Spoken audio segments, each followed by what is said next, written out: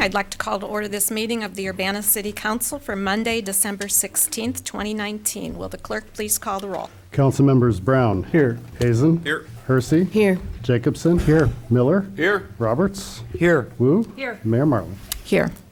Next up is approval of minutes from the previous meetings, December 2nd, 2019, and then the public hearing from the same date. Is there a motion for approval? Move to approve. I'll second. Moved by Sharice, seconded by Jared. Young Dean. All those in favor, any other corrections? Okay, all those in favor, please say aye. Aye. All those opposed? That motion passes. Are there any additions to the agenda? Seeing none, we'll go to presentations and public input. I'm going to use my chair's prerogative and move a presentation by the fire up to be before the facilities master planning phase 2 report, because the fire presentation is going to be much, much shorter. Much shorter. Promise.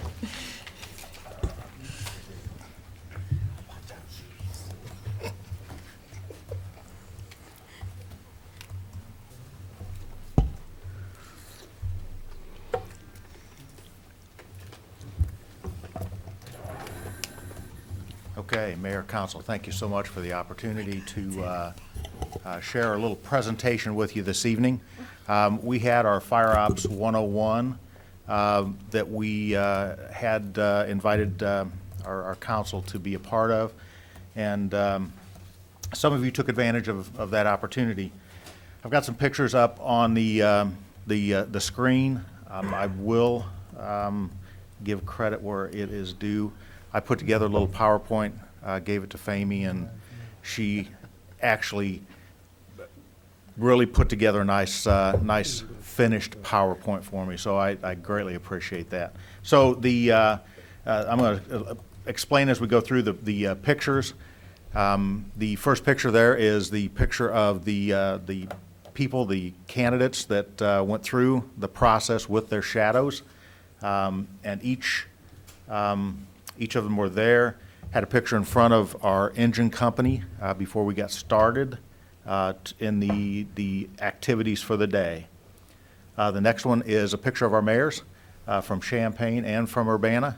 Mayor Marlin is there with her turnout gear on, air pack, helmet, prepared to get ready to get rolling. So we've greatly appreciated having everybody there and to take part in this process.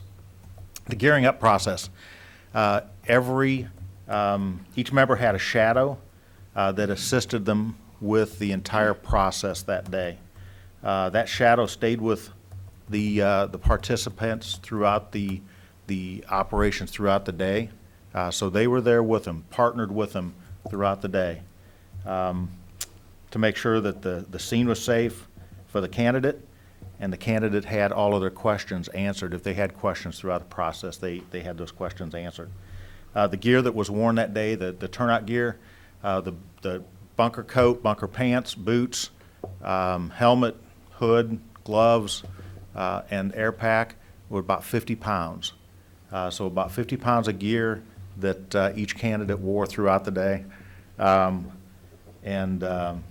Through those activities, they had that 50 pounds on their back, additional throughout everything that they were doing throughout the day. So that doesn't count any tools that they carried, any hose lines, any mannequins that they had to drag. So it was 50 pounds, just the gear alone. I don't know if I stressed that enough, 50 pounds. So they moved on to the roof ventilation. They had to climb up to the roof ventilation. It was approximately about 8 feet up. Climbed up to a platform that was had 4x8 sheets of plywood on it, and the candidates used an 8-pound sledgehammer to create a trench cut, if you will, about 4 feet long. So they used the edge of the sledgehammer to cut that little cut in the roof, as we would do if we had that tool on a normal roof. We had the benefit of being on a flat surface instead of a pitched surface, but it was still a little bit of work to get that that little trench cut throughout, and they were, they did a great job sticking with it and getting their cuts made through that process. This was for vertical ventilation simulation.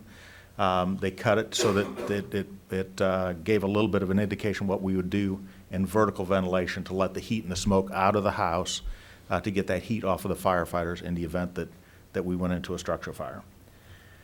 Auto extrication was next. Moved on to auto extrication. The candidates had the opportunity to remove the glass from the side windows. Some relished that opportunity, and it was just a good time to be able to see what it was like to have to break that side window, which in Hollywood looks fairly easy, but wasn't quite as easy as what it looked, was it, Mayor? It a little tough. So from there, they had the opportunity to use the cutters, which we call the jaws of life, and they cut the posts of the vehicle, and so that they could take eventually at the end take the roof right off of the top of the car. They also had the opportunity to use the spreaders. These tools are extremely heavy, so as they use the tools, just learning how to support that underneath as they were using the tools to cut the B-posts and use the spreaders on them. From there, they moved on to the emergency medical. The emergency medical, we had a station set up where we had firefighter paramedics that were at these stations and talked a little bit about some of the interventions that we do out in when we go on EMS calls. They also had the opportunity to do a little bit of chest compressions for CPR simulation at this station, and they also had the opportunity to ask questions as far as what our EMS calls do, what we carry, things like that with the process. At the end, we had the opportunity to get together and get our picture. In the completion of the day, we were all tired, sweaty, a little sore, but happy for the opportunity that we had to get together for the day and just kind of enjoy a little bit of that learning process in the process. We do have some of our firefighters here. You guys want to? As they come up, I'm going to kind of do a little explaining of the helmet, the leather helmet. As most of you know, that helmet that you had an opportunity to wear that day was a little cumbersome and probably gave you a little bit of a headache by the time you were done that day. But the traditional leather helmet was developed in 1821 by a New York City FDNY volunteer. It was very primitive at the time. The Carnes brothers then came in. They refined the helmet a little bit, put the wires around the brim, made the brim a little bit wider so that the water, the debris, and things like that stayed out of the face of the firefighters. And they also put what we call the beaver tail on the back of it. And that is basically the stuff that keeps the embers, the water, and things like that out of the back of our coats, and somewhat dry. The helmet itself weighs anywhere from 55 ounces to 76 ounces, or 3.5 pounds to 4.75 pounds. So wearing that for any length of time, as you got to experience, you had a bit of a headache. So I will tell you, as your shadows are here today to present you with your helmet, I will say that one of the most valued pieces of equipment, personal protective equipment that we have as firefighters is our helmet. When we retire, the one thing that we get that we value the most is our helmet. It is what we wear throughout our career. It is what protects us from any kinds of injury that we may have. So it is something that we value very, very much, and we appreciate what you did, the time that you took. So I'm going to allow them to, one at a time, come to you and to present to you your helmet. and then I'd have a few words afterwards. So, Cap, you want to go first?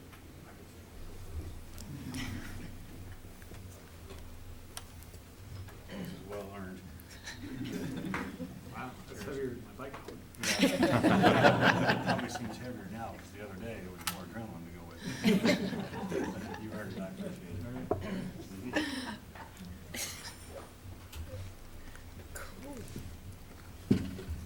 Hey, Trent. Thank you. Thank you. Thank you, Trent. And it weighs 20 pounds, I'm sorry. Yeah. Best shadow ever.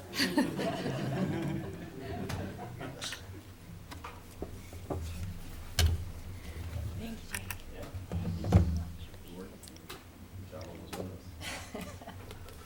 Get you, yeah, we're gearing up here for our picture.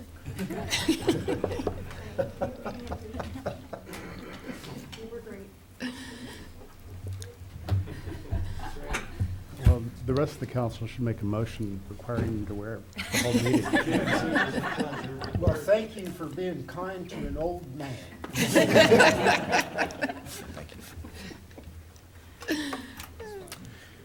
So with that, I do have to especially thank our shadows that were there that day.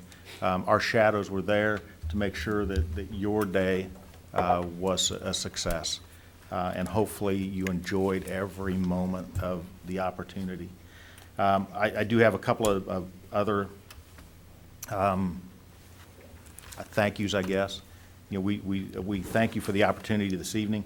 We want to thank our brothers and sisters from Champaign Local 1260 who invited us to take part of this process with them. The University of Illinois Fire Service Institute, who were gracious hosts in this process, that have a wonderful playground, that we're able to go out and do a lot of training. And it is some great opportunities to train out there. I want to especially thank our firefighters here of Local 1147. They worked extremely hard to get this thing set up, and they've been through this process from the start with their brothers and sisters from 1260. I'm extremely proud of our firefighters here and the work that they do on a regular basis, and this was just a little touch of being able to experience something that they have set up. So greatly appreciate what they do every day. And to you guys that took part in this thing, thanks so much. Thanks for taking your Saturday to come out and see a little bit about what we do, and to take your Sunday to heal a little bit after your Saturday. So it was a good time for us, and we appreciate your time. So thanks so much. Thank you. Thank you very much.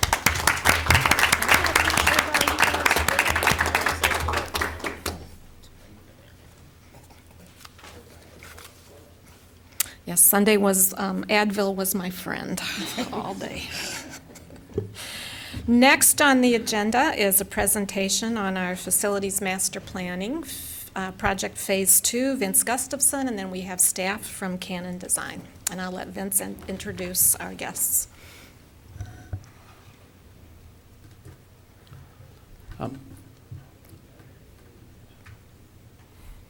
Good evening. I'd like to start off by introducing representatives from the consulting firm Canon Design from Chicago.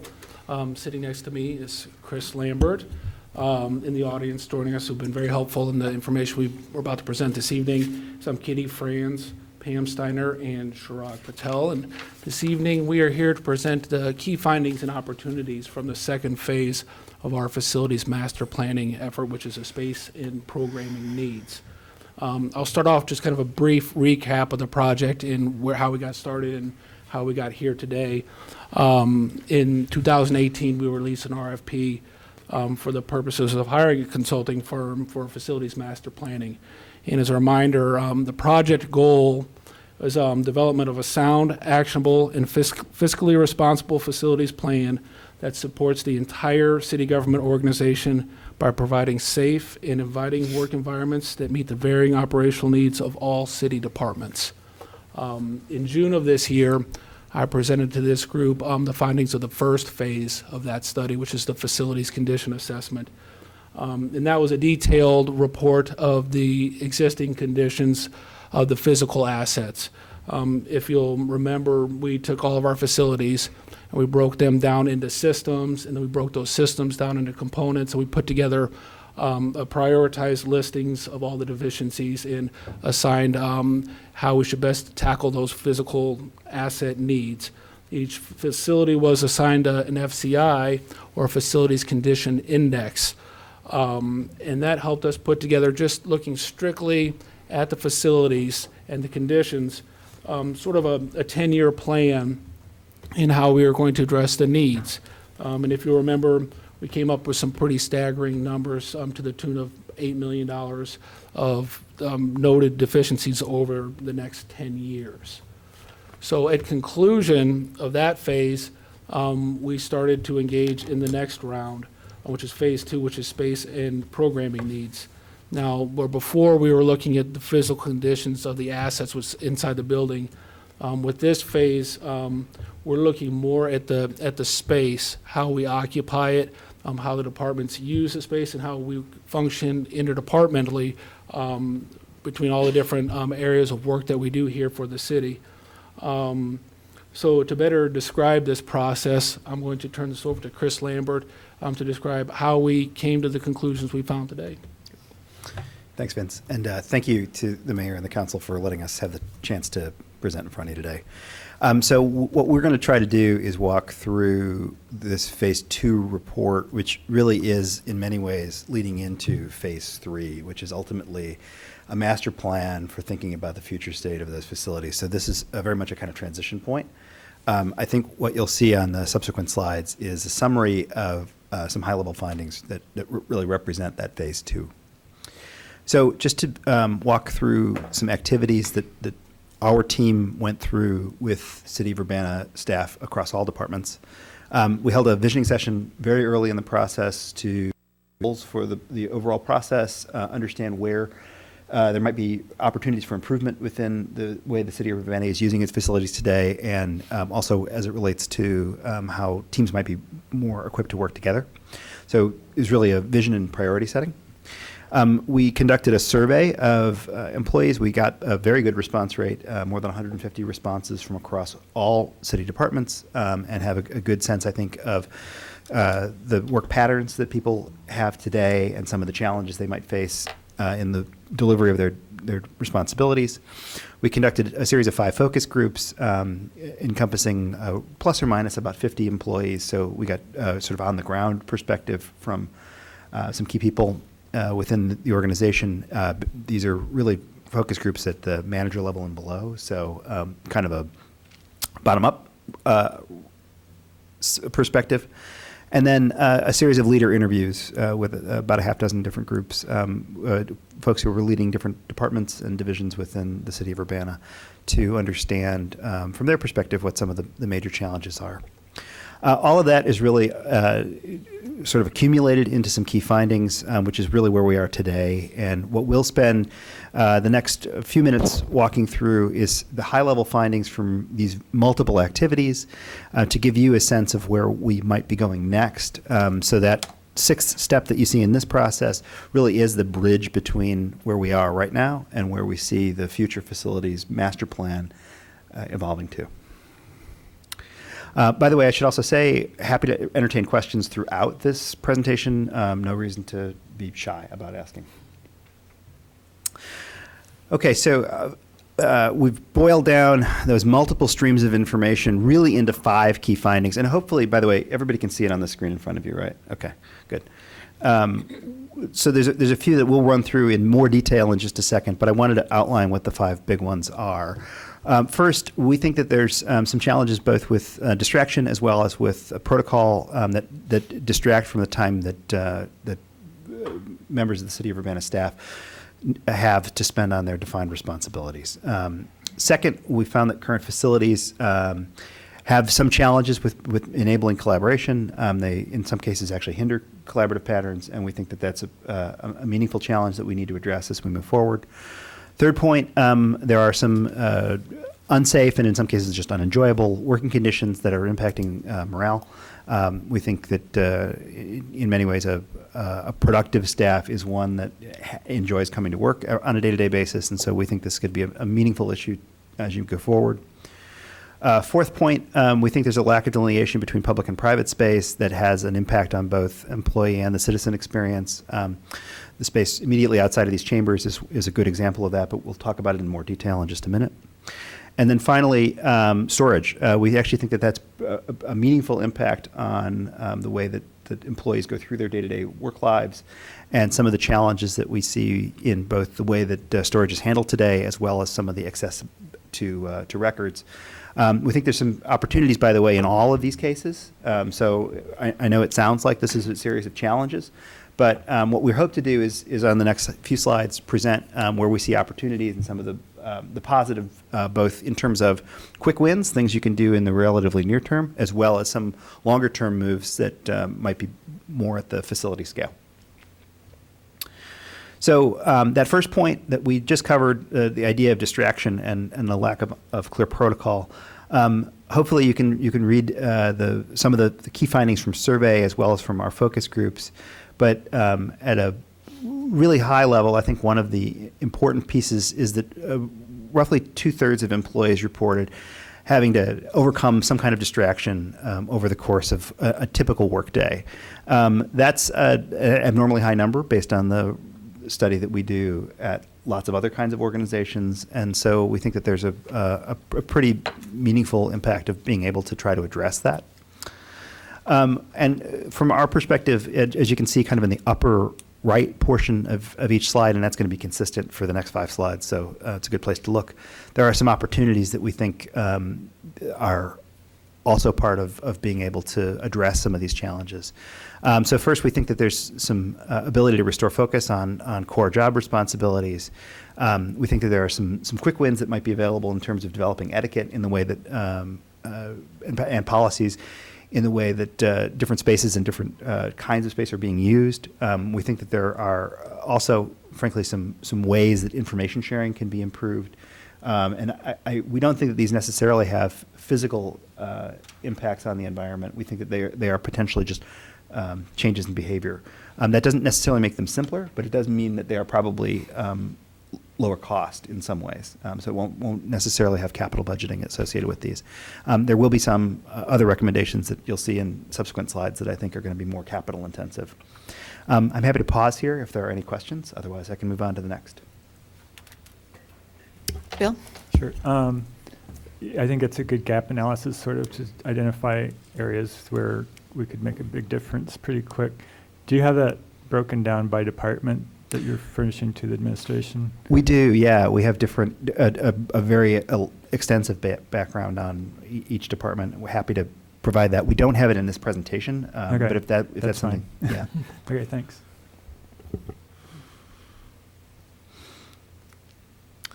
Okay, I'll move on to the next. So the current facilities have some challenges with collaboration. We think there's potentially 2 aspects that are happening here.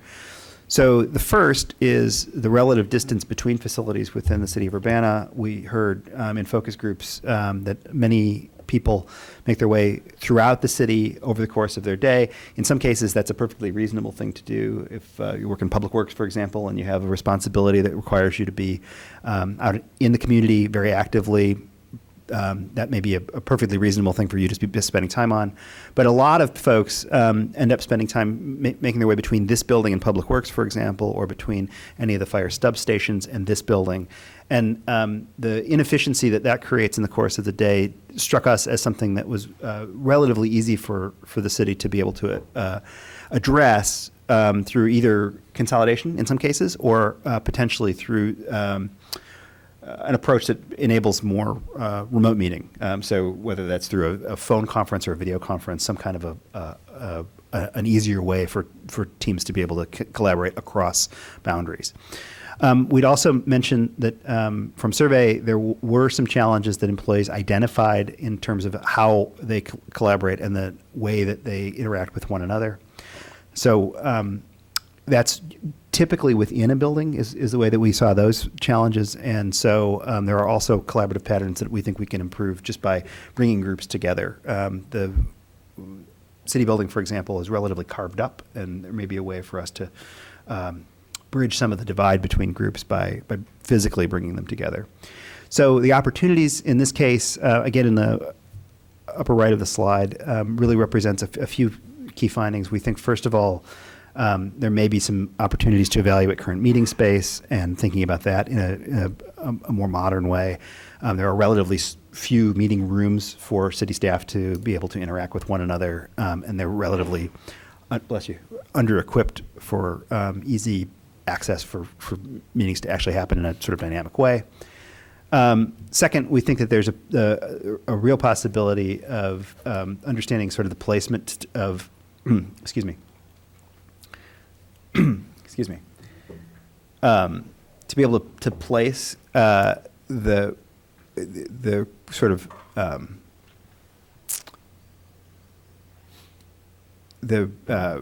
more efficiently, to be able to bring teams together and increase efficiency through that. And thank you, Joe. Appreciate that. And then finally, as I mentioned earlier, the idea of creating some kind of digital infrastructure to be able to allow remote meetings to occur more effectively across distances. Happy to pause here again if there are any questions about these findings.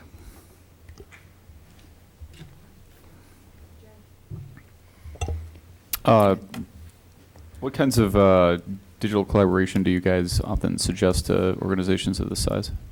So it's a good question. I think in general, what we would imagine is a sort of multi-pronged process.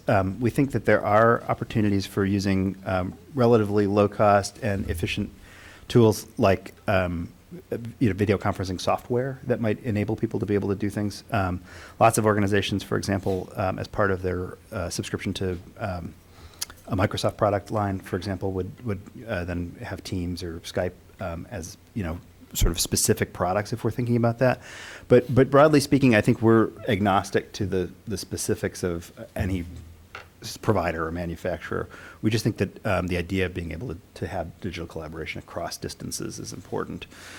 They can be relatively low-cost tools and might even just be screen sharing more than video conferencing, if that makes sense. Okay. We generally do not advocate for things like sort of custom designed systems where you're thinking about a video system that would interact across distances. The camera on a laptop, it tends to be a much more effective way and frankly a lower cost way to do it. Okay, thanks.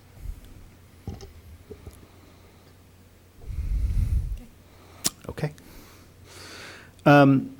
This next finding, I think, is an important one. We found that for many employees, they felt that the working environment was not as safe and in some cases not as enjoyable as they would like. And so there were some feedback in particular about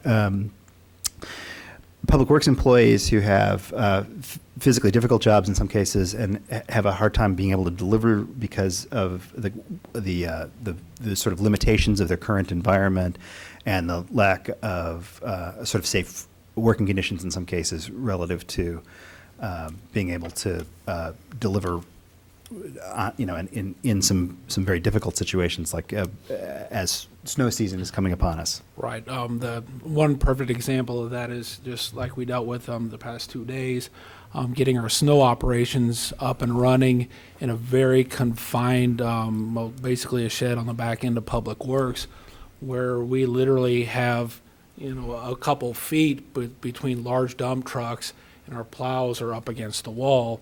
So when we're running a salting operation and quickly we determine that we have to switch from salting to plowing, all that work has to take place in a very small, very confined space. It's inefficient because normally we can only do one truck at a time just because of the sheer limitation of space. And frankly, it can be unsafe at times when you're right up against the edge of a building trying to hook up very heavy and very large equipment. That extended, though, to knowledge workers as well. I think one of the pieces of feedback that we heard in a number of different settings was that and we'll go into this into more detail in the next finding, actually, but the circulation in this building, the crossing of the paths between citizens and the employees is not optimal, and that some folks felt that was also potentially creating the perception, at least, of an unsafe working condition, being able to have too much access, frankly, from the public into the private space of a work environment. So we think the opportunities here are being able to improve physical facilities where possible. We think that there are, opportunities for, first of all, creating break spaces that are independent of the kinds of space that currently exist within the campus. There may be more spaces for employees to congregate and be able to work together. We think there's an opportunity to create some more usable outdoor space. And obviously, we'd like to address critical safety concerns. As part of the Phase 1 study that Vince alluded to earlier, there were a number of pieces that were physical safety that we want to make sure are addressed. And then second, we think that there's opportunities for thinking about improving morale by giving some quick wins, as I alluded to earlier, in terms of both operations and the way that teams might work together more effectively. So we think there are the possibility of being able to deliver things like employee recognition programs or other kinds of ways of rewarding staff who have been loyal members of the community who we think might feel underappreciated based on some of the feedback we heard in survey. Again, I'll pause and see if there are any questions here.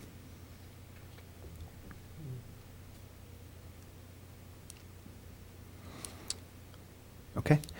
So the fourth finding was about sort of the limited separation between the public in some cases and the private spaces, particularly as it relates to the building that we're in today. So what you can see highlighted on the plan is the reception area immediately adjacent to the council chambers here, in which both the public, in terms of the primary access to the building, as well as anyone who may be heading to the police window or to any other part of the building, have to sort of cross paths. And in particular, one of the challenges that I think we heard from city staff was that restrooms are in the sort of public zone, and that's an opportunity for mixing that may create sort of undesirable outcomes.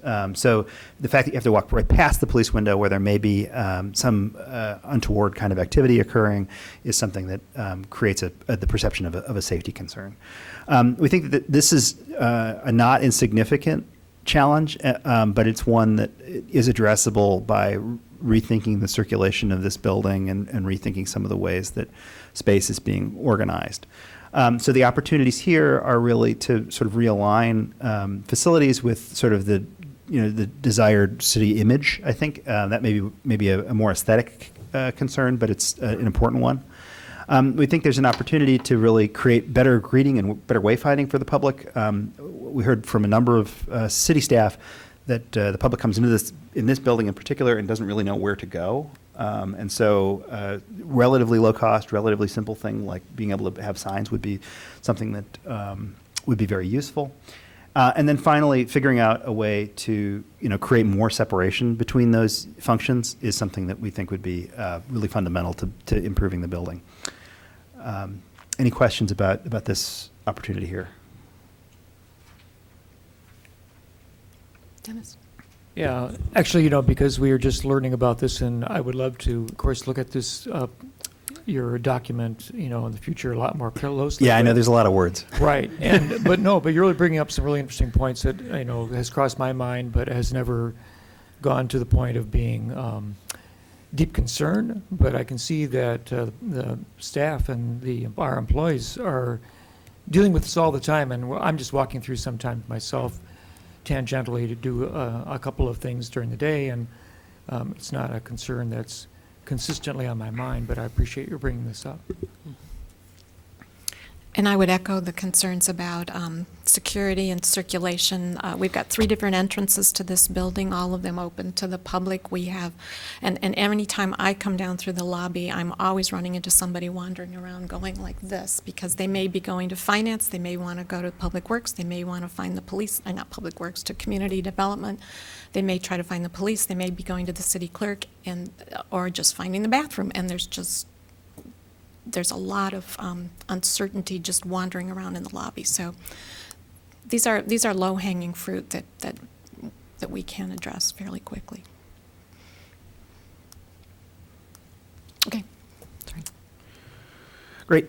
So our last finding really is that we think that storage is a significant issue as it relates to basically any of the facilities that we observed, but certainly as it relates to this building. And we think there's actually a couple of different ways that that's playing itself out. So first, the city of Urbana is dedicating a relatively high percentage of its space, sort of people space, to storage of one kind or another.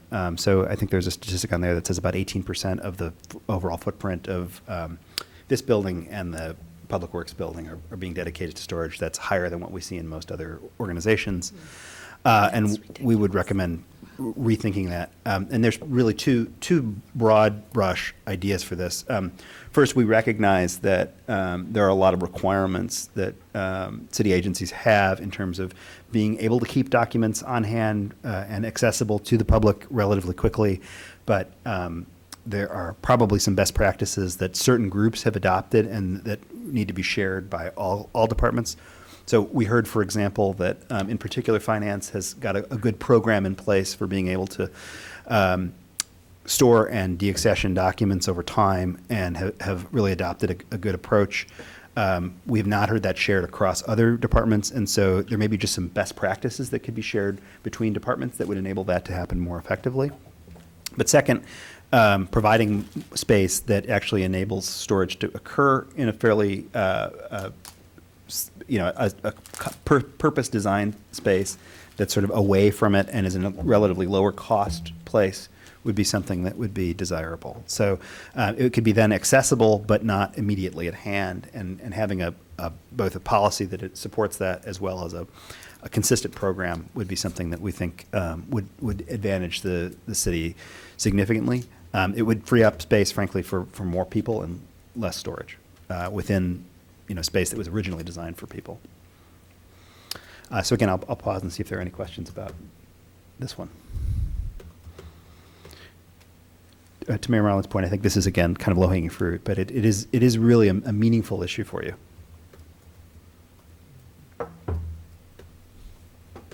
Yes. What percentage of the records are electronic?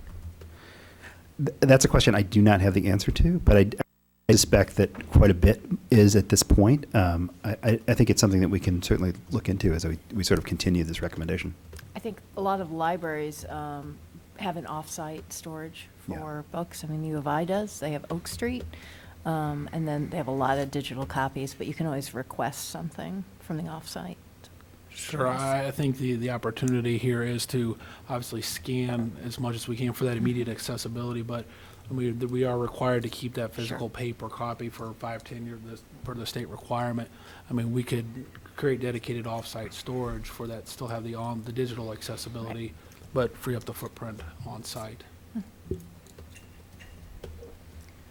Yeah, I got one more. Yeah, go ahead. It sounds like, and maybe you're going to cover this next, but it sounds like just the basic layout of this building is not very appropriate for a lot of the goals that we're trying to achieve. Yeah. Mainly because it's divided in the middle by a large public space that separates, and then upstairs the connectivity is kind of nebulous. Right. So it sounds like structural reconstruction or something of the building, but you're saying there's other ways of doing it. So, or addition, maybe adding an addition to the building is going to be something we're going to have to deal with in the future. Yeah, so I think we will consider multiple options, and part of our next phase of work is to present multiple options to you so that you can sort of think through some of these. I think right now this was very much diagnostic and understanding some of the programmatic challenges, and so how do we solve them is sort of the next step. But I I'm hesitant to really propose specific things, but yes, I think rethinking this building would be a useful outcome of this study. Exactly how that plays out is something that I think we would want a little bit more dialogue and interaction to make before we'd have a specific recommendation. Eric? Are there other cities that have buildings that meet the, that satisfy the criteria that you're suggesting for what I'm hearing is people need to be not distracted when they need to work alone, but have access to dedicated conference or conversation places when they need to do that. And I have worked in buildings that meet that need extremely well on campus, the Beckman Institute and the NCSA building. I don't know how familiar you are with them, but they really do a marvelous job of having, of that balance. So I don't know what I've been trying to do as you're talking and thinking about what you're saying is how do you achieve that in this building that seems to have been designed without those criteria in mind at all? Yeah, I think that is a real challenge. Having a purpose-designed building that enables people to be collaborative in some modes and then have space for focus in others is a unique condition. There's no question about it. But and the fact that this building was not designed for it, I think, is true. I mean, the point blank, everybody can sort of observe that. But I do think there are examples of other municipalities that have achieved a certain amount of civic innovation around this and that do enable people to work in a more flexible way that supports these kinds of patterns. We've seen some examples from other municipalities. For example, Iowa City has done some things that we think are really quite interesting. But that said, I think we do not want to go into this conversation and assume that this building cannot support that. I think it's really a question of to what degree can we be able to support collaborative patterns in spaces that are required to do that kind of work, and then also focused work in other places. It's not a foregone conclusion that this won't work.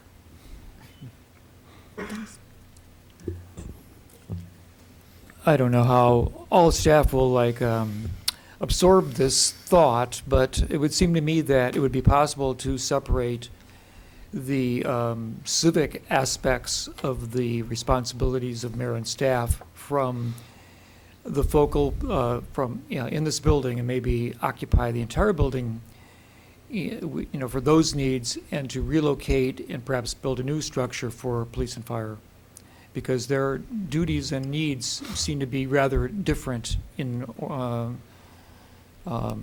focal point and equipment based. Yeah, that is a unique condition, I'd say, having public safety and sort of city functions in the same building. That's not something that we see in many municipalities. It's not unheard of. It's kind of like an old style doing it when the city building and had like one fire brigade with horses or something. I mean, we've got pictures of how it used to be, in 1889. Yeah. And maybe the modern needs require a different kind of approach.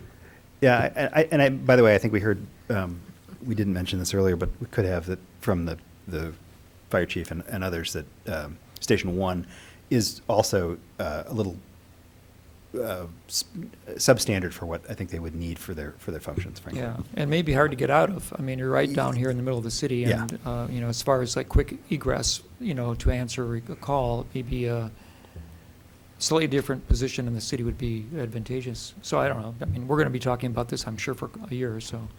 I mean, speaking, from the police department perspective, from, upper level administration, I know there is a key adjacency with, the mayor's office and the legal department is, from my conversations with the chief, that's very important to them. Well, maybe a lot of the other core functions may be able to really relocate it off-site. That adjacency was very important in my conversation with them. That accessibility instantly as a situation may unfold. Of course, accessibility via telecommunication or video or And like we had discussed earlier. telephone, I mean, that's it's one of almost the- as good, right? With the digital technology, that maybe that could be a workaround for that. Right. Bill? Did you find people using existing public domain tools like Zoom and GoToMeeting or anything like that to do screen sharing, collaborative efforts? So we did ask those questions in sort of talking with city employees, for example, and it's uneven, we'll say that, across different departments. Some seem to have adapted it, others seem to not have. I've been in some of the conference rooms here, and they're decent rooms, although the table takes up a lot of space. But just getting there is kind of embarrassing. I could imagine, bringing developers or somebody through to meet in some of the conference space. So it may be a matter of moving the rooms out closer to the public entrance or creating some kind of better entry for them too. Yeah.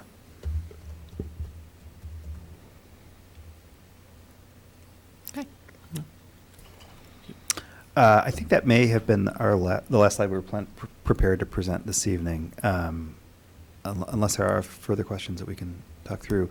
I think from our perspective, the next steps will be to take this feedback, including a few notes that I took tonight, and be able to translate this into the Phase 3 findings, which will be, as I mentioned earlier, taking a look at sort of the physical assets of the city of Urbana and proposing some different outcomes, both in terms of potentially operating budget and capital budget. We actually had a meeting with Vince and Carol earlier today to talk that through. And how will you share this document? Well, I think Vince already has a copy, and you have it right now here. Happy to. I'll make it accessible. I'll work with Charlie. Okay. I wish I had hats for all of you or something. A helmet is such a great parting gift.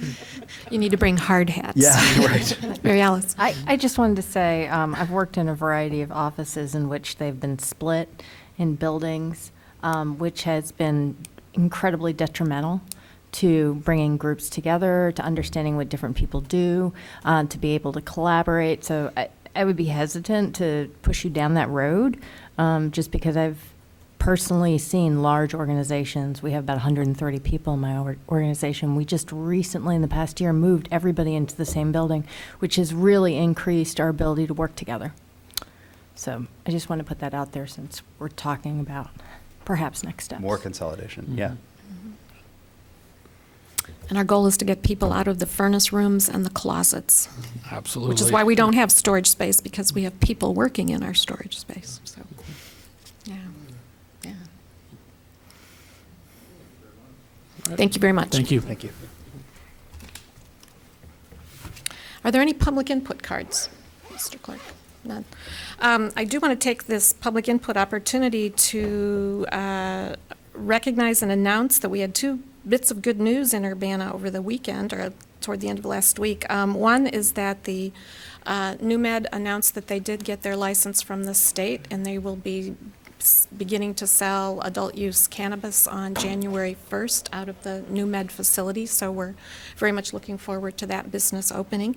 And then we were also pleased to learn that the property, the southeast corner of Lincoln and University, has sold, and that's a major milestone for the Gather project to move forward. So that was also very good news, and we look forward to progress on that front.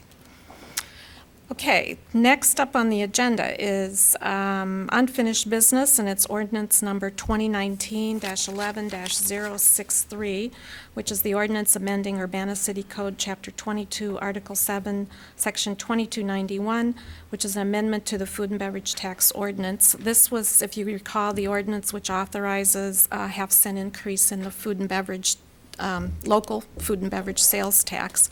And the revenue increase is proposed as part of the plan to eliminate our structural budget deficit and close the estimated gap of about $875,000 for fiscal year 2021. The money's going to be used for recurring operating expenses, and the reason we are proposing is now so that we can plan for the budget for fiscal year 2021.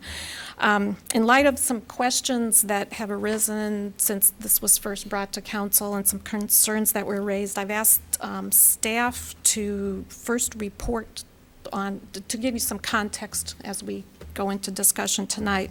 Specifically, I've had questions about the impact of staff vacancies on our budget, whether or not we're saving money by not paying these salaries, at least temporarily, and whether that can be used to balance the budget. And there also have been some concerns expressed how vacancies have affected our work on specific projects, particularly the engineering, the public works vacancies. So I asked Carol to provide an update on those two items, and then Finance Director Elizabeth Hannon will discuss some of the positive and negative trends that she's monitoring that's going to impact our financial forecast for next year, and also just kind of a reminder for us all what recurring funds are versus one-time funds and what can and cannot be used to address the deficit. So I'll turn it over to Carol and then Elizabeth. Great, thank you. So I want to start by saying how absolutely proud I am of Public Works staff during this period of time when we are down a few folks. They have really pulled together. All the engineering staff is working as a unit now with me, and we are getting a tremendous amount of work done. There's a lot of collaboration going on between engineering and operations, which had not been the case in the past. So we're seeing, even though we have this sort of temporary condition where we're down a few positions, we're doing a lot, and I want to give you an update on a few projects. And if you have questions about others, I'd be happy to try and answer them. The other thing that's allowing us to move forward on a number of fronts is that we have a contract in place anticipating that we would from time to time need some additional help. This is for supplemental engineering services with Fair Graham, and so now we're making more use out of that so that they're supporting us doing things that had been intended to be done in-house that we don't have the capacity for. So just a couple of updates. MCOR Phase 5 on the easement acquisitions. We had roughly 30 to acquire. All of the waiver evaluations were completed in November. We've reached agreement with more than half the property owners so far. Several owners are reluctant to grant the easements, in which case we're going to do a quick redesign, and there'll be some sacrifices in certain cases, like a tree that we were trying to save will be removed, but we'll plant another tree to replace it. It's not quite the same, but so we are on track for letting in February, which will allow us to complete the project in the next construction season, which is exactly what we need to do. So that is all on track.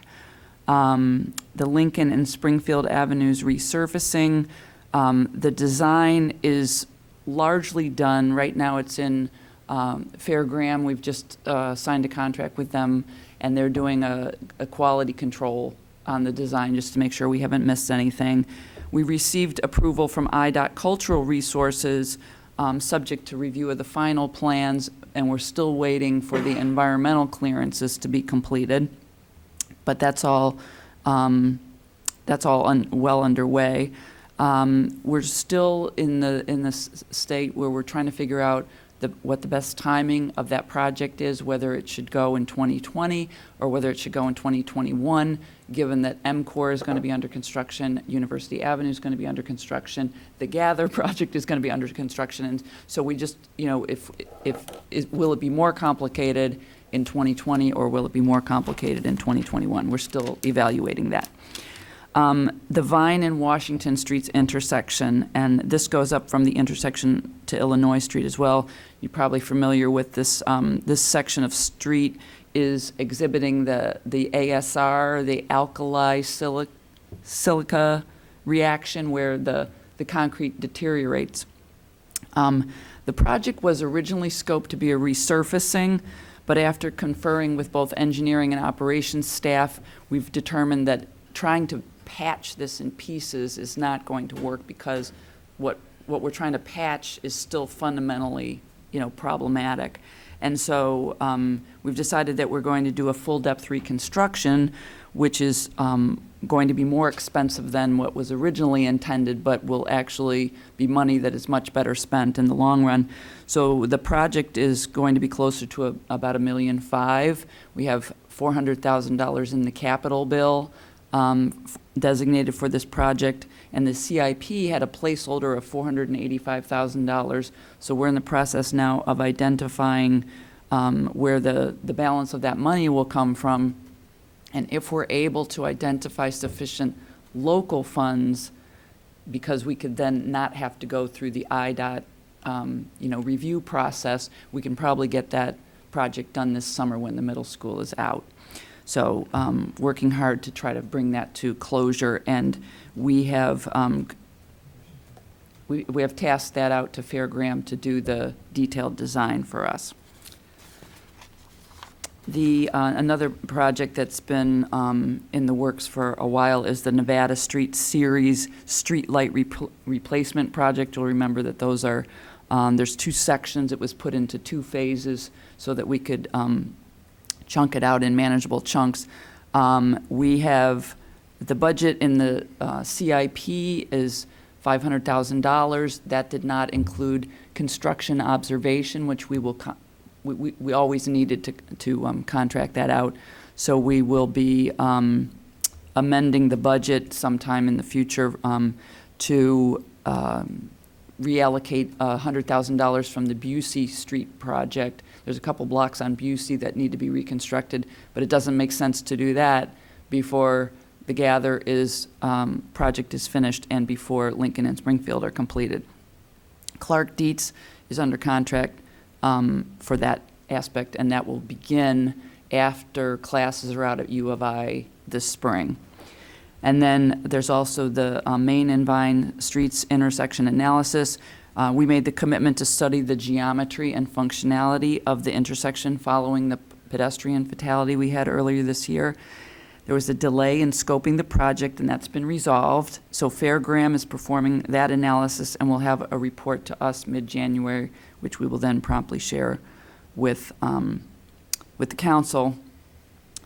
There's also the Kinch Street Light Installation Project, which is a CDBG project being funded by CDBG money.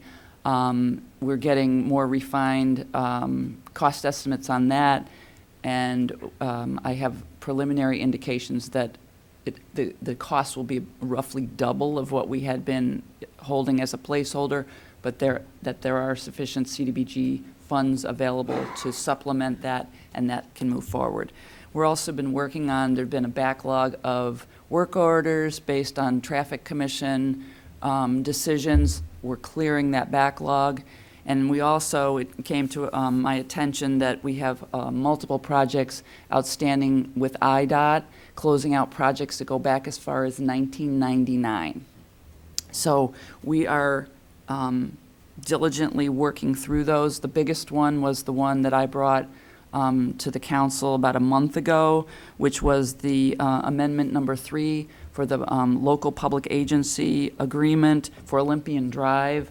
And by taking the action that you did, we're now able to recover about $200,000 that we could get refunded. So we are getting a lot done in spite of being shorthanded, and the money that is temporarily available because we're not paying the salaries will help to supplement the consulting services, and there'll be a budget amendment coming once we work out all the details with Elizabeth, coming to you so to actually implement that. And I'm happy to answer questions about anything that I mentioned or did not mention. Couple questions. So also this time of year, I think, is usually about the time that we apply for some grant funding for side paths, and I think it's a transportation enhancement funding. Do you know anything about that? I'm not familiar with that, but I can find out about it. RPC kind of coordinates that. And, Okay. I think it's about this time of year, so I'd be curious if I'm right about that. I'm not sure. Is that ITEP? I think it was called ITEP. Okay. ITEP. Okay, I'll check into that. Also, what's the, I mean, by my count, we're down over half our engineering staff. Looks like early this year, we had 5 engineers and 5 engineering techs. That's with not counting the city engineer. And now it looks like we have 2 and 2. So what's the plans going forward as far as, I haven't seen any announcements for these positions. I would think that we would want to be hiring some people. Well, what's been interesting about this is when we still had the 2 engineers, when we still had Craig and Brad, the idea, we knew there were some challenges, particularly in transportation. And the idea was, there was a very necessary restructuring that took place in operations. And we really want to get the Public Works Director in on the engineering side to help inform whatever that restructuring would look like. Now that Craig and Brad are gone and I am getting personal insight into that, it's not clear to me, based on what I just reported to you, that the model we've been using is the right one. So if we were to hire folks right now, we would be hiring them into the old model, and I really want to rethink that, and I hope it's in partnership with the new Public Works Director to figure out what the right model is. I'm not sure that in the past we struck the right balance between in-house design and so forth and using supplemental engineering services that we can kind of float up and down as needed. Yeah. Okay. I guess I'd be curious. I'd want to kind of stay on top of that and figure out what the pros and cons are, what we're giving up if we don't have as many engineers. I mean, at one time we had even more than that. That was, so 2013 we had a couple more, and we've lost another. We've, I guess, shifted the job of the mapping technician or something. But I know any of our big projects that we get state funding for, federal funding, is always, the design is always contracted out. We may do some of the engineering services oversight or something on site. But really it's just, I can only think of 3 or 4 projects, like maybe Ray Street in front of the high school, North Broadway, a couple of things like that where we've actually done the design. So, well, I can give, I think a good example is Lincoln and Springfield, where that design was all done in-house. And, it's taken kind of a long time. So I think what I try to look at the opportunity that's created when something changes, and I now have so much more personal insight into this, and I think I'll be able to collaborate with the new Public Works Director to coming up with a model that's really more sustainable and gets the work done that we all expect to get done in a more timely manner. So your questions are actually, they're right on. I feel like we're getting to the point where we can answer those. okay. Yeah, and I noticed in earlier capital improvement plans, they actually said that contracting out the engineering usually adds 20 to 35, I think it was 15 to 30 in one of them, 20 to 35 in another one. So in that range, 25% of cost to the engineering. So I hope we're getting a 25% improvement somewhere else if we're spending extra money, either in time or quality or whatever. But I just... Well, there's, and I don't know when that, I don't know what the context was for that, but there's the designing effort, there's other supplemental services, and then there's construction observation.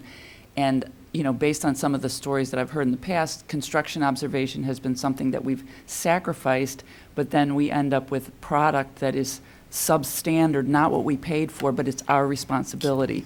So, you know, it might cost us more, but it might have been money, you know, relative to what we've done in the past, but maybe we should have spent money differently in the past. So I hope to be able to give you much better, as we go forward, more transparency into why we're making the decisions that we're making, and so that you can understand why we think they're in the best interest of the city. I think it's been far too opaque in the past. Okay, thanks. Sharice and then Mary Alice. I just wanted to know, you named all these other projects, the CDBG, Uh-huh. yeah, funds that are supposed to go toward fixing sidewalks and streets in the L subdivision, Yes, that is on track also. and that'll be when?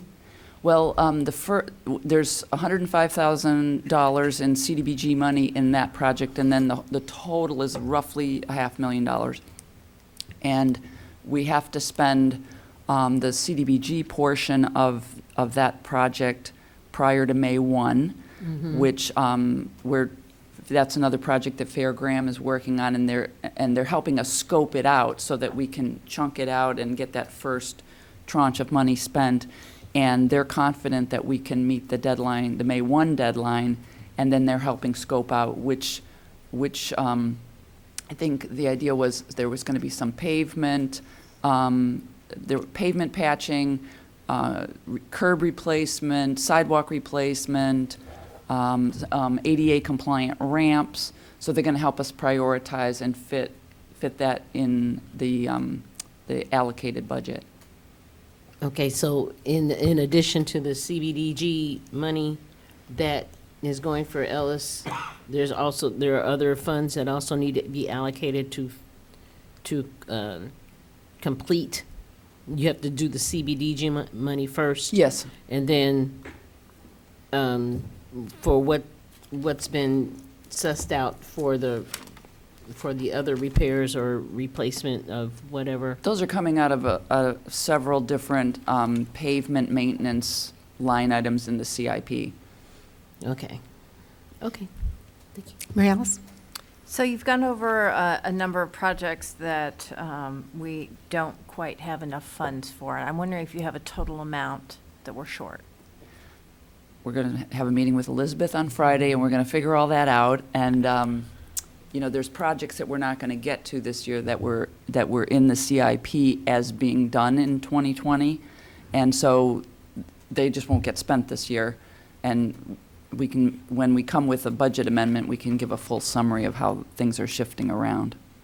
And you had mentioned that there were some projects that hadn't been closed out from IDOT back in the 90s. Do we have, it sounds to me like those are refunds, basically, that we're getting back from the state? Some of it is simply closing out the project, like just finalizing Okay. paperwork. Some of it is, as I understand it, and I always tell the people from IDOT, okay, I'm not an engineer, so just bear with me here.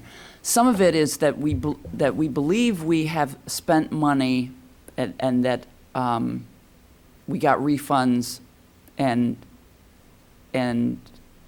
we think everything's fine, but they can't find the paperwork. So if we can't marry everything, so make sure they have the paperwork that they need, then, so I'm like, okay, what's the worst case scenario? Then we have to refund them the money. So some of these are not large sums of money. The biggest one in terms of dollars was the roughly $200,000 item, as I understand it. But we still have to. What year was that from? Just curious. I want to say that was from 2014, but I can So go back not the and- 1990s. No. But it's just we, as I understand it, what was happening was, rather than closing out paperwork, we just kept running to the next project and never finalizing things. And, you know, it's not a way for us to do business. IDOT can't do business that way. And it jeopardizes, you know, our good standing to have all those loose ends. But we'll do our best to identify the paperwork that they need and make sure that we both get everything we're entitled to in terms of refunds, and that we minimize whatever we might have to pay back because we couldn't find the paperwork. And my final question is it Fairgram? Is that who we're contracting out with? Yes. That's what I wrote down. Do you have an approximation of how much we're spending on that contract this year? Well, it's a series of contracts. I have a bunch of individual numbers. I can get you the total. It would just be good to compare that to, I mean, because we're saying we're basically kind of trying to cover some of the work that the engineers who have left with this. It would be good to get an idea of how much this is costing. Is it saving us money? Are we, you know?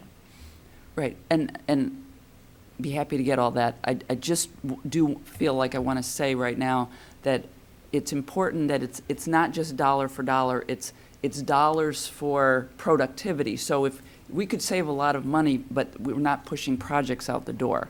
So part of it is timeliness that we're paying for, but I'm happy to get the information for you. Sharice? Also, when will we know who's been hired for the Director of Public Works? Yeah. Huh? I'm going to leave that one for the mayor. An offer has been made, and we're in negotiations. Okay, I would just like to know when we're going to close that door. And how much will that input or that particular position, once it becomes filled, how is that going to affect the projects that Carol was just discussing? It should help move them forward. Okay, I'm just wondering if there's be a stoppage or... No. Oh, okay. I promise you the answer to that is no. Okay. Charlie? Just to inform you, it's, the deferral rule gets used very rarely. That was used in this particular case. And so I just want to remind you that this item is already on the table. It was previously moved by Councilmembers Brown and seconded by Councilmember Hersey, and then deferred. So it's on the table as a motion here. It's already been moved and it's on the table for discussion and voting. Thank you for that reminder. Thank you, Carol. I think we'll move on to Bill. So engineers do a lot more besides these projects. They do, plan review Sure. and right-of-way stuff and addressing emergencies and things like that. Are you confident the staff we have now is sufficient to handle everything that isn't a project that we can farm out? Not indefinitely, but for the moment, we're fine. And if we find that we need to call on Fairgram or some other contractor to help us because something comes up that's beyond the scope of staff. But what I tried to say earlier was that I think we need to rethink the model that we're using. So it's not that we won't hire anybody, but we need to hire the right people. So I think we're fine for now. I don't want the current state to go on for too much longer, but I also am a big believer in not rushing to take an action that I might regret later. So I think we have enough breathing room, and I think we have enough outside support that we can take the time to think through whether we want to change the model going forward. And, just the length of time that it takes to fill positions, I know, well, I don't know for sure, but I've heard that there's a policy that you can't fill a position until the vacation or sick pay has been accumulated and paid off, basically. Like someone quits and then they have 3 months of sick pay left. You have to wait 3 months to hire somebody. No, you just have to make sure you can pay for it. Okay. Because we don't, and as I understand it, and Elizabeth will correct me if I'm wrong, we don't budget for those payouts, that we just deal with them as they occur. Yeah, I think that's a problem. I mean, I don't know when we can discuss that, but if we're going to be raising revenue through taxes, I'd like to see some kind of budgeting for so that there can be overlap in positions, so there can actually be somebody training on the job from the person that had the job before. Well, although sometimes we don't have the luxury of doing that. But when someone retires, yes. When someone gives 2 weeks, no. You know. Well, we had, it's been a year and a half since Public Works were notified officially about that.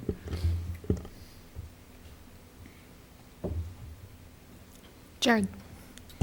I don't know if Elizabeth was going to go down this path next, but the way that Diane kind of contextualized how we were going to hear about this, and we're talking about a resolution about a food and beverage tax increase, but we just had a whole long discussion about Public Works. Can we macro that back into its significance in relation to why we're considering this tax in light of everything else? I don't know if that's a you and Elizabeth question. I just don't know why we're talking about this in light of a food and beverage tax increase discussion. Well, That's good. I think that's a very good question, and we're going to macro back right now.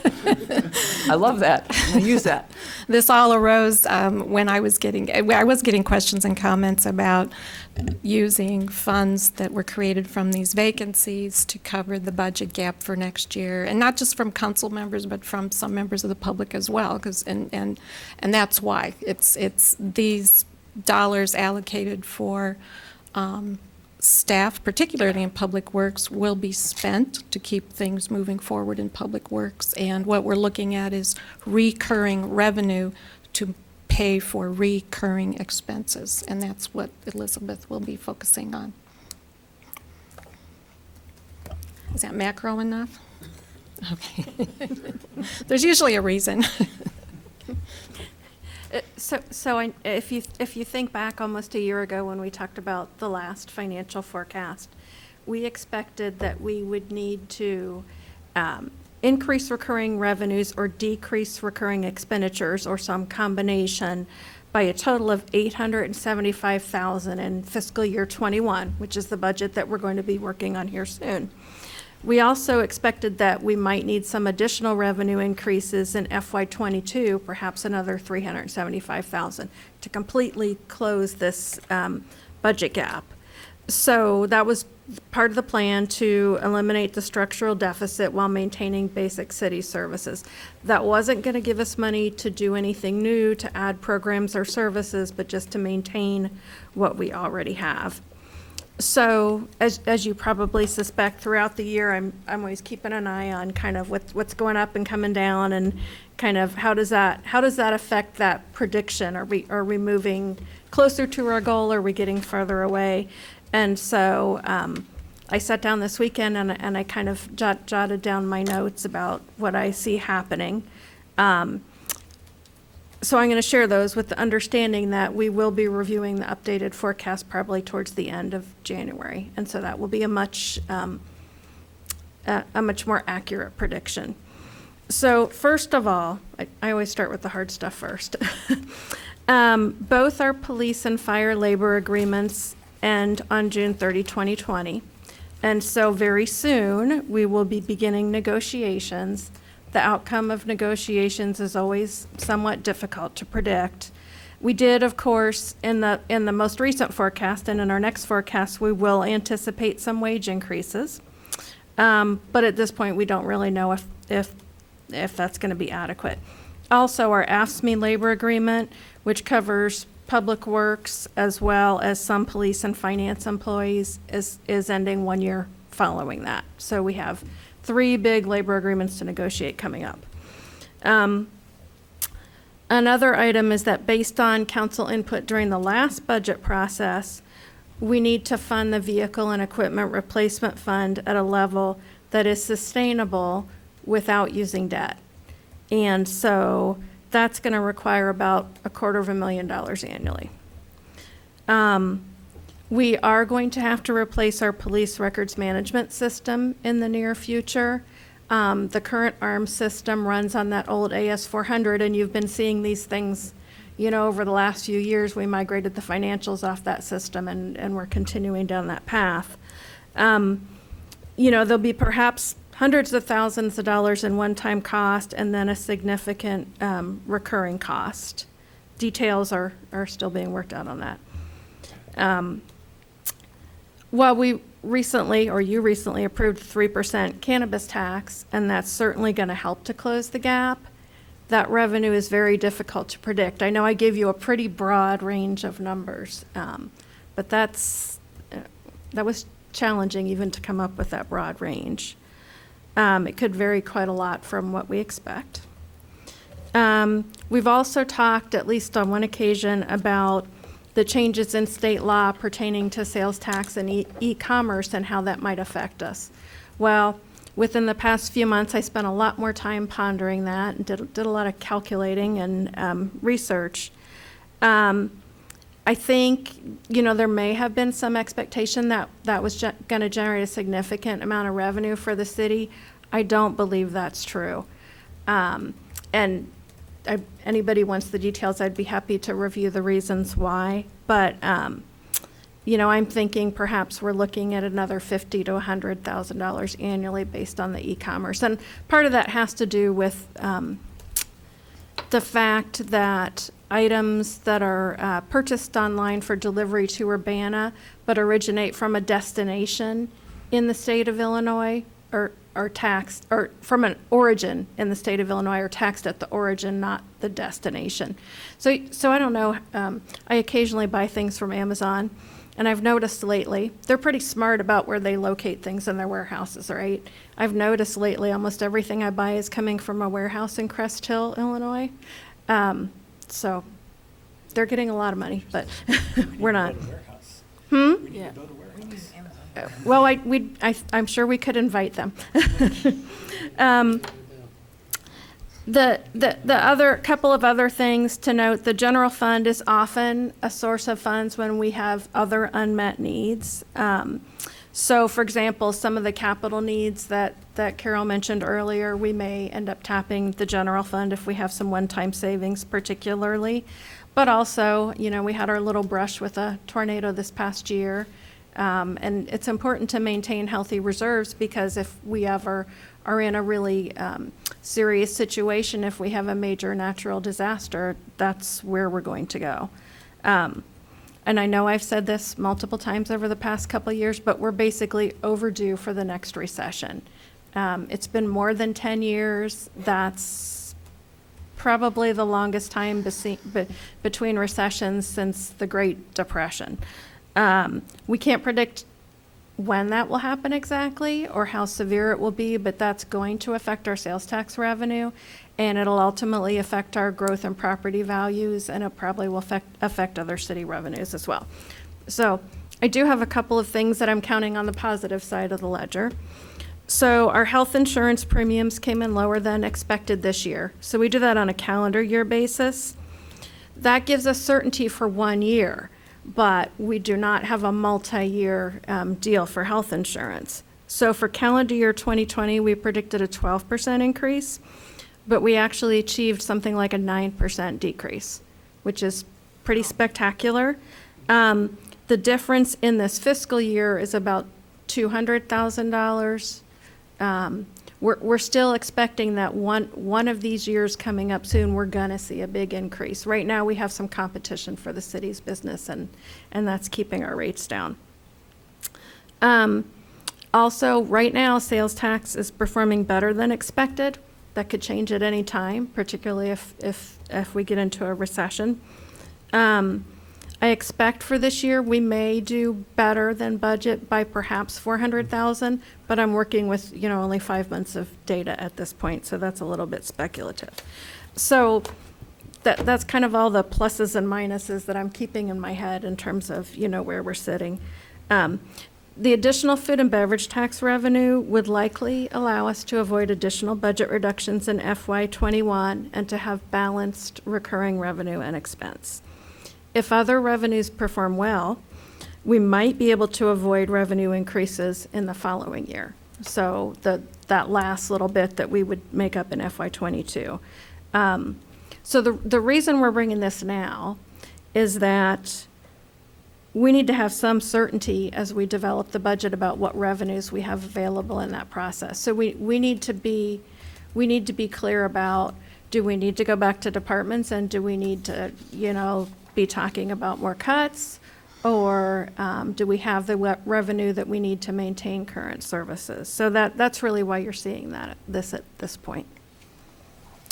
And one other thing I'll add, there was concern about, well, I will say, we will be reviewing liquor license fees, and for some classes of the liquor license, I'll be proposing a reduction in the license fee to bring them more in line with the other licenses. Somehow they've gotten really, several different classes have gotten, I would say, just out of whack. So some of the bar owners, golf course owners, and possibly hotel motel classifications will probably see a reduction in fees, which will give some relief to the business owners. Jared? Are we in discussion now? You are in discussion. We have a motion on the floor. Thank you. Any further questions for Elizabeth? I was going to ask Yes, Elizabeth. sir. Okay. Yes. I'll lead it off because I'm sure there's plenty that we're going to go around. You weren't here, Elizabeth, the last recession, right? You were not working for the city of Urbana? No, I started in 2014. That's what I thought. So I guess you haven't had an opportunity to go back and look at how that affected our sales tax revenues and things like that, or is that data available to you? Absolutely, I have. Okay. Yes, we actually, there were a number of years following that last recession where there was very slow or almost no growth in sales tax revenue, and we've actually just recently reached the point where our property values are getting back up to the level that they were prior to the recession. So, I mean, those are very real impacts that have a direct effect on our budget. I got you. So an increase like this, though, would also maybe be affected by that. If there's a recession, people don't go out to eat as much, so on and so forth. Perhaps, but. Do you see that correlation at all? Or? Yeah, I see a correlation. I just don't think the impact is going to be as direct. Okay, thanks. Mary Alice, you had a question? Yeah, so I just want to confirm for the public that we keep talking about structural deficit. And so my first question is $875,000 that we need to reduce our budget. If we don't reduce our budget by $875,000, will we be deficit spending for next year, next fiscal year? So when we talk about structural deficit, we're talking about the growth in recurring revenue Sure. and recurring expense. So would we be negative in terms of cash? No, I don't expect so, but we would be spending down reserves. Okay, so we would not be borrowing, but we would be spending down the general fund, is what I'm hearing. Mm-hmm. Yes. Okay, so basically we would be deficit spending because we're spending more money than we're bringing in. Correct. I expect Okay. that would be true. All right. And then for this one, I noticed that the start date for it was in March. I was wondering if you could speak to that? Right. So we moved the start date back to March after this item was deferred, just to give a little more time to get that word out to all the businesses that would be affected. But if we're trying to fix the structural deficit in 2021, why aren't we starting it in July? We could push the effective date back. If we started in July, we wouldn't see any revenue until August. But we could do that, yeah. And Part of fixing the problem is building reserves, and so. So my last question is, we're basically leveraging 3 new taxes here to balance the budget, right? So we're talking about the Airbnb, we're talking about the cannabis, and now we're talking about food and beverage. So those 3 items are pretty, I came up with my 3. Those 3 items are kind of new. They weren't items that we could count on. And the food and beverage tax is something that we talked about last year, but certainly the cannabis was very much up in the air. So my question is, if cannabis had not come through, what would we be talking about doing with the deficit spending next year? We'd either be, well, are you asking specifically, like, what expenditures would we cut, or what revenues would we? I guess I'm trying to figure out, like, what was the plan? Like, this was not a guarantee that marijuana was going to become legal, and that the rules in terms of us being able to leverage a 3% tax would be in place, so. Yeah, so at the time we did the forecast, we didn't have specifics. We knew what the number we was aiming, that we were aiming for. So as the plan came together around the time that that was approved by the legislature, but certainly we would have had to had a different plan if we couldn't include that, which would have been either further expenditure reductions or some alternate source of revenue. So is there a plan for the cannabis and the food and beverage tax, since that would be, if this was approved, would go into place on January 1st and March 1st? Is there a plan for that revenue for this fiscal year? No, not specifically, and we won't have that cannabis tax revenue this October. year. Yeah. Yeah, probably not until October. So, But we would have the food and beverage. we would have the food and beverage, and that could help us bridge the gap until we start receiving the cannabis tax revenue. But we weren't, okay, all right, I'll drop it. Sharice? Just to kind of piggyback on what you were talking about, where the cannabis tax revenue, also it's my understanding that a percentage of that revenue also is supposed to be earmarked to deal with the communities that have been hit hard with the war on drugs, and that there has to be certain programs put in place using that revenue. So the cannabis bill, I think, was, I don't know, like at least 600 pages. It was enormous. And there are a lot of earmarks that come out of the state portion.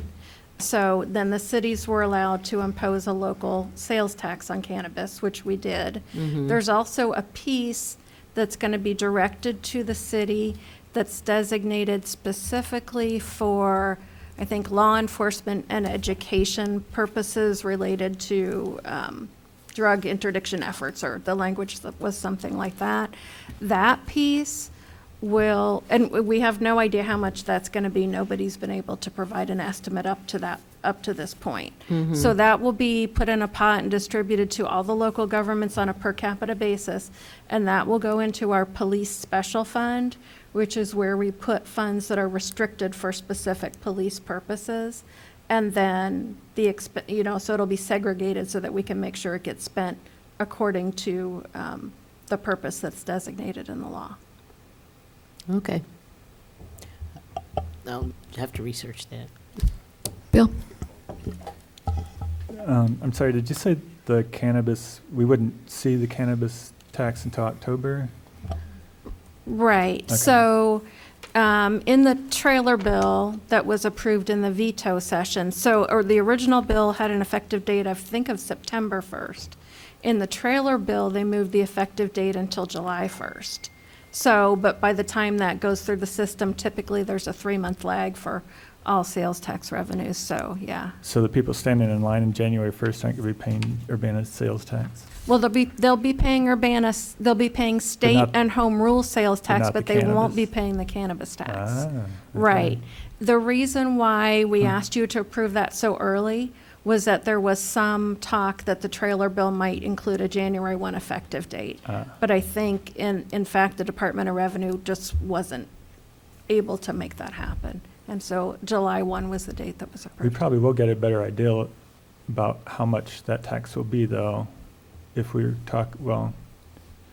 can we get that information like in January, February, March as they start doing sales? So that information is available to city staff. Each of us has signed a confidentiality agreement. So we can't share that unless we group a certain number of businesses together, But the because it's predictions considered should get better. confidential to those businesses. But we should have a better idea after we get some experience, yes. Yeah, I noticed in the article in the paper, just there's a big difference in what we were estimating versus what Champaign was estimating. And I don't think the traffic on Neal Street is that much more than our traffic, so I don't know. We'll see. Also as far as kind of predicting the future, there'll be $1 an hour increase in minimum wage, I think, for the next few years, every year. So that's basically 10% increase for the low wage people. And a lot of the food and beverage comes from fast food and stuff that have probably a third of their costs or wages. So Mhm. it seems like there's going to be some inflation sort of built into food and beverage going up maybe 2 or 3% a year. Do you use that sort of, will that play into your calculations and predictions for revenue? Sure, it's probably something that I'll consider, but I mean, to be honest, I don't have nearly as much time as I would like to spend digging into the Yeah. details on revenue projections. Yeah. And say it increases it by 3%. What's our food and beverage, annual food and beverage currently? I It's like think we're at about, 600? I want to say closer to 800 currently. 800, so you're talking about maybe $25,000 or something? Mhm. Okay, thanks. Jared? Piggybacking on that, Elizabeth, have we looked at other legalization states and watched any macro differences in sales? I'm sure everybody sees a large uptick in the first year, maybe the first 2 years, but then I imagine it tapers off. It doesn't continually increase afterwards. Yeah. I mean, absolutely. Colorado was the best example because their data was readily available, and I think they've been legalized for the longest period of time. But yeah, typically there'll be, it seems like there will be pretty steady growth, but at some point I think we expect that to level off. Any other questions? Mary Alice? I don't think I quite understand. Bill had asked about the amount that we currently get in the food and beverage tax, and was it 800,000? Is that? I don't have my budget in front of me. That was kind of a guess. Well, in our memo, it says increasing the food and beverage tax from 1.5 to 2% is expected to generate $400,000. Okay, then I probably was incorrect. It would be more like 1.2 million. Okay.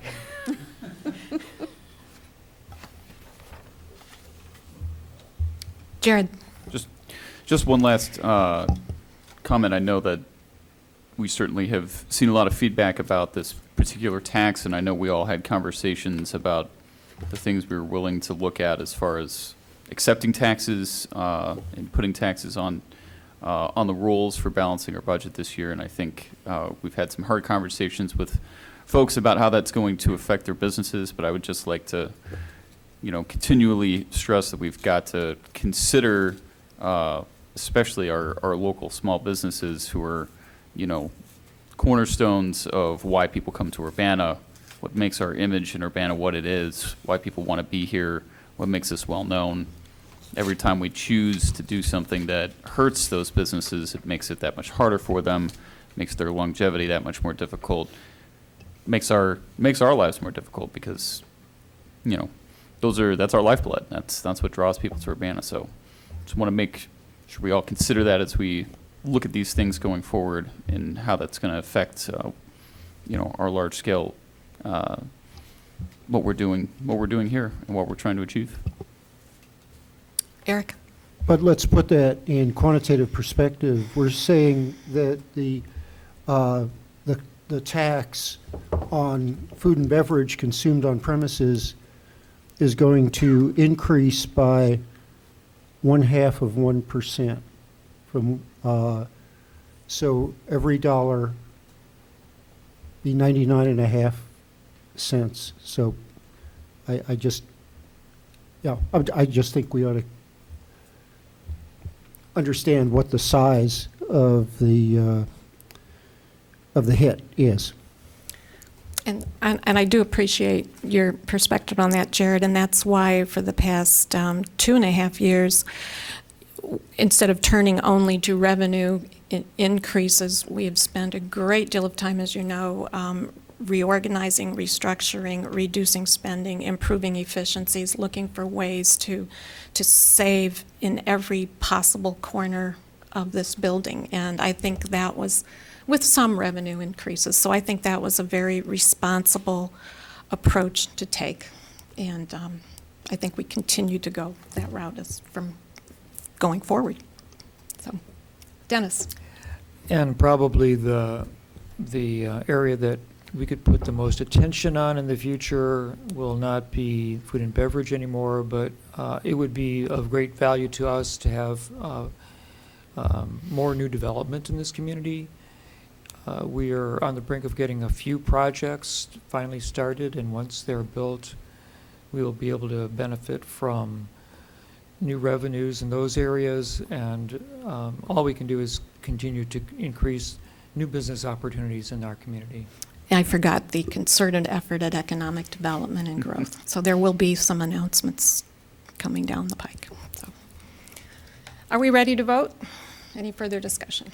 Will the clerk please call the roll? Councilmembers Brown, Yes. Hazen, No. Hersey, Yes. Jacobson, Yes. Miller, Yes. Roberts, Yes. Wu. Yes. That motion passes. We move on to reports of the standing committee. That would be Councilmember Miller.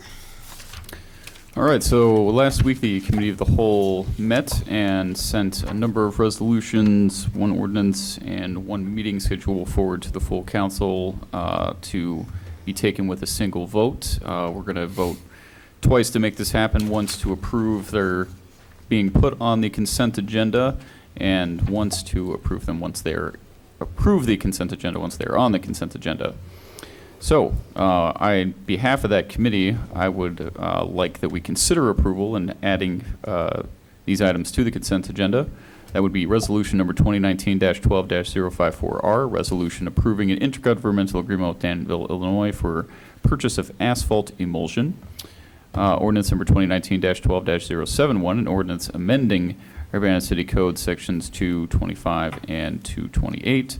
And resolution number 2019-12-055R, a resolution amending City Council rules and Committee of the Whole rules, and the approval of the 2020 City Council and Committee of the Whole meeting schedule.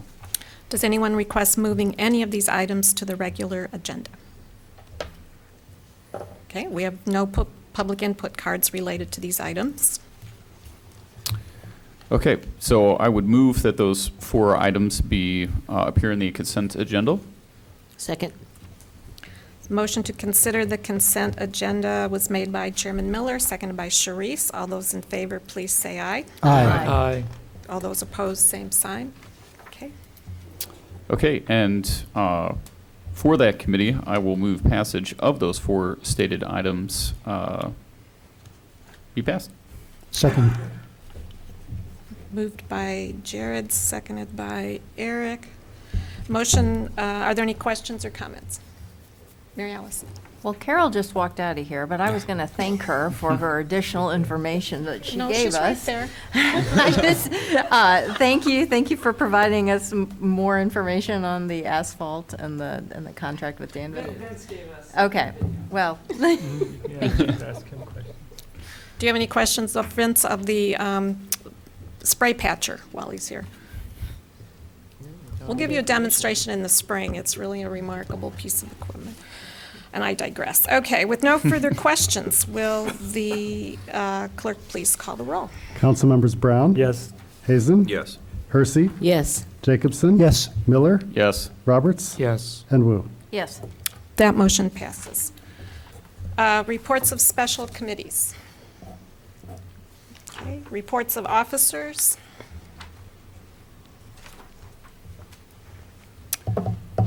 Moving on to new business.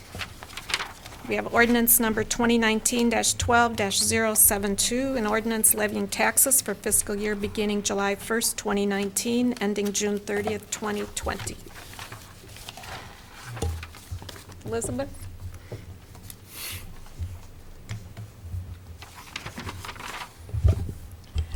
So this is just the final step in the process of levying taxes for 2019. And I know it's probably a little foggy, it is for me, but we talked about this, I think, six or 8 weeks ago. There are actually 3 ordinances that are packaged here together. So the first one levies the taxes. The second one then directs the county clerk to abate or reduce the corporate purpose levy to achieve that $34.99 rate, so to maintain the current tax rate. And then there's a third ordinance that abates debt service payments, because when we originally issued those general obligation bonds, there were instructions included to the clerk to levy taxes. So each year we have to come back and say, but don't levy those taxes because we have the money to pay the bonds. So I think you've heard the rest of it all before, so. Any questions, Elizabeth? Comments? Eric? We've just voted for a revenue increase, a very small percent, which will result in a small percent increase in food and beverage. And now I'm looking at a decision to go with the lower rate of two possible rates for the property tax levy, the 13499 as opposed to 1355, which are pretty small. In fact, I guess they're sort of like the same 0.5% that we were talking about. But we have unmet needs. I mean, our streets are terrible. Our social services, I think, are inadequate. Why are we going, it's a very, very small fraction of property tax. Why are we going for the lower number? So I think when we originally discussed the strategy with the mayor, the difference actually was, I think, the difference between the $34.99 rate and the $35.5 rate was something like That's right. $30,000. It was pretty small. I see. So, okay. So the revenue is quite small. The revenue on this one is quite small, the difference. I see. But I think the mayor felt like the benefit to taxpayers of keeping that lower rate, even though it's only slightly lower, was more important. Well, I'm not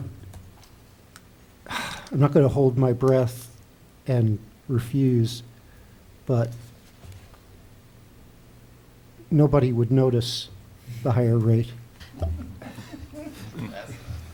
Republicans. Dennis? That's It's come up to me, or to, I think in general, over and over and over again, when people are comparing where they want to live between Urbana and Champaign, the proportion of property taxes that they are going to be expecting to pay. And it's been, I think, a wise decision by this city for quite a few years to try to maintain either a match to the Champaign city rate or to try to better it and not to exceed it. And I think it's the conversation in the community about tax burden that we have to be aware of. Even though the city itself only receives about 13% of the actual property taxes that are levied, because so much of it is going to our community college, our bus, our MTD services, the park district takes a bunch, of course the city, the library, the schools take the largest amount. The sanitary district takes something, I believe. So, I mean, the city is taking a small little handful from the giant pot of property taxes. And we're the only people who have actually tried to maintain a level and to resist raising property tax levy over the years, while everybody else has dipped into the property tax pool more liberally. So to try to maintain our public image as a conservative and respectful, unburdening community as much as we can, which is only 13%, I think still has value to our community. I think this policy stems back to when the Carl properties went off the tax rolls and everyone's bill went up about 10% in 1 year. And we were on the council then, and the decision was made to try to hold the line on at least our share of the property taxes. Now, if we really in the future, and we're going to be having this discussion fairly soon, I think, is how do we really seriously address the infrastructure needs of the community? And that's when we'll start talking about revenue options. So I think for the next year anyway, I just felt we should maintain what we had last year, which was the slightly lower rate. due to the increase in EAV that we experienced.